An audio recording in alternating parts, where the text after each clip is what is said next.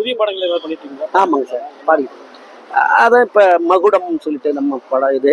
அதுக்கப்புறம் இப்போ GV sir இசையில் நிறையா பாடிக்கிட்டு இருக்கிறேன். அவங்க இசையில் தான் நிறைய எனக்கு வாய்ப்பு கொடுத்துட்ருக்காங்க.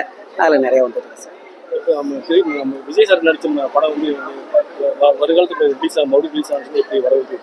கண்டிப்பாக அவரை எப்படி இப்போ மக்கள் கொண்டாடி வரவேற்கிறாங்களோ அதுமாரி அவர் படத்தையும் எப்பயுமே வரவேற்பாங்க. அதனால தானே மக்கள் வந்து அவருடைய படம் எப்போ வந்தாலும் ரீரிலீஸ் ஆனாலுமே அது பெரிய வெற்றி தான்.